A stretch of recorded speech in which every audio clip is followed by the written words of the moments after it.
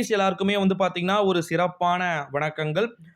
Parents எல்லாருக்குமே வந்து பார்த்தீங்கன்னா, குட் ஈவ்னிங். வீடியோக்குள்ள போறதுக்கு முன்னாடி, பேரண்ட்ஸ்க்கு வந்து ஒரே ஒரு சின்ன ரெக்வெஸ்ட். எழுத போற 60 மார்க் ஓகேங்களா? என்னைக்கு? 2ஆம் தேதி 3ஆம் தேதி ஏப்ரல். என்னைக்கு எக்ஸாம் முடியுது? 12ஆம் தேதியோட பசங்களுக்கு தொடர்ந்து leave. Vacation holiday, summer holiday விட்டுர்றாங்க. மொத்தம் 65 டேஸ் லீவு. 1 நாள் இல்ல, 2 நாள் இல்ல, 65 நாட்கள் அப்படின்றது விடுமுறை. Election duty. எப்படி இருந்தாலும் உங்களுக்கே தெரியும். 7th ஸ்டாண்டர்டு படிச்சாலும், படிக்கலனாலும், எழுதுனாலும் என்ன பண்ண போறாங்க? அப்படியே ஜம்ப்டு சிஸ்டம் தான். 7th நீ ஒண்ணுமே இல்ல. கொஸ்டின் பேப்பர் நீங்க பியூர் ஒயிட்டா அப்படியே குடுக்கறது எத்தனை குடுங்க. நீங்க அப்படியே ஜம்ப் தான் ஆக போறீங்க. உங்களுக்கு ஒரு மார்க்க போட்டு, அது எஜுகேஷன் டிபார்ட்மென்ட்க்கு பள்ளி கல்வித்துறைக்கு அனுப்ப தான் போறாங்க. ஓகேங்களா? அப்ப நீ எதுக்குடா வெளிய போறன்னு வந்து கேட்காதீங்க. அப்படியும் நம்ம இப்படி தான் வந்து பாஸ் ஆகணுன்ற ஒரே கான்செப்ட்க்கு தான் 60க்கு எவ்வளோ மார்க் எடுத்தா பாஸ்னா, ஜஸ்ட் 10லிருந்து 14 மார்க். சப்பையா எடுத்துறலாம். வாங்க வீடியோக்குள்ள போலாம். டைம் வந்து 2 ஹவர்ஸ் டியூரேஷன் வந்து குடுத்துருக்காங்க. நீங்க எப்படி உட்காருவீங்கன்னா, 7th, 8th, 9th ஸ்டூடெண்ட்டோட மிங்கிள் ஆனாலும் 9த்லாம் 2 1/2 மணி நேரத்துக்கு மேல எழுதுவாங்க. உங்களுக்கு 2 ஹவர்ஸ்ல அனுப்பிச்சுருவாங்க. வாங்க வீடியோக்குள்ள போலாம்.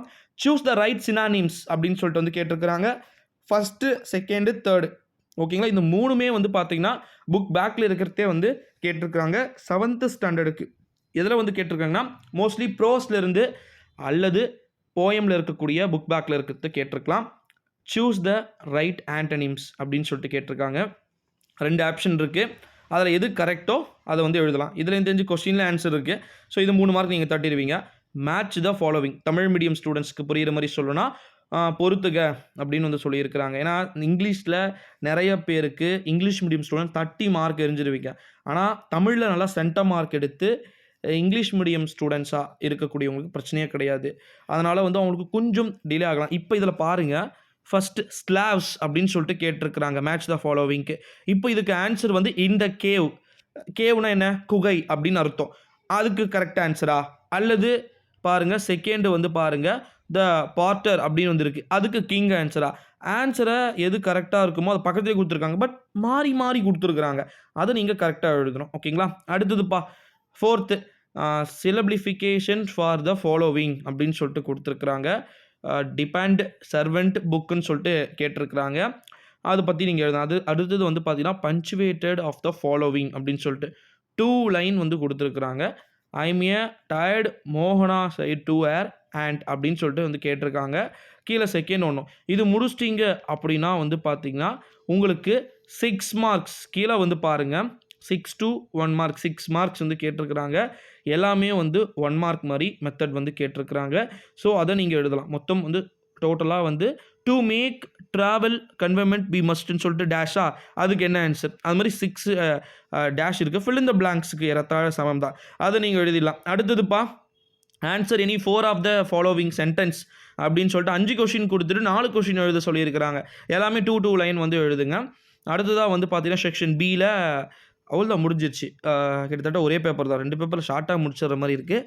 செகண்ட் வந்து பார்த்தீங்கன்னா அப்ரிஷியேஷன் கொஷின் ஓகேங்களா? ஸோ இதுவுமே வந்து நீங்கள் ஈஸியாக வந்து எழுதிடலாம். மெமரி போயம் என்ன கேட்டிருக்காங்க?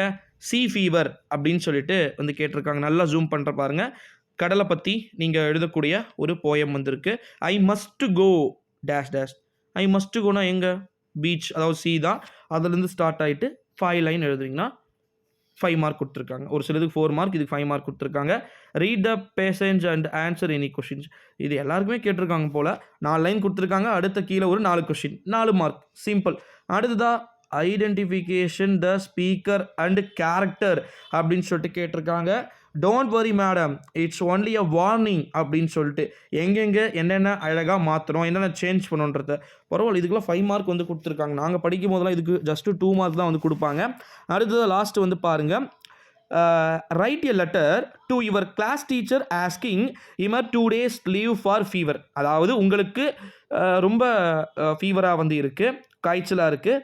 அதுக்காக நீங்கள் 2 days வந்து பார்த்தீங்கன்னா லீவ் வந்து கேட்குறீங்க. ஓகேங்களா? அப்படி லீவ் கேட்குறதுனால நீங்கள் உங்களுடைய கிளாஸ் டீச்சருக்கு வந்து லெட்டர் ரைட்டிங் வந்து எழுதுகிற மாதிரி வந்து கேட்டிருக்காங்க. இதுக்கு எவ்வளோ மார்க்கு? 5 மார்க்கு. அவ்வளோதான். பேரண்ட்ஸ் தயவு செஞ்சு ஒன்று சொல்லிக்கிறேன். ஒட்டு மொத்தமாக ஸ்டூடெண்ட்ஸ் எல்லாருக்குமே வந்து பார்த்தீங்கன்னா ஃப்ரீயாக வந்து படிக்க விடுங்க.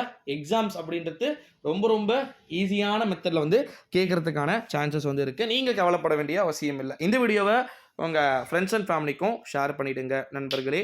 நன்றி, வணக்கம்.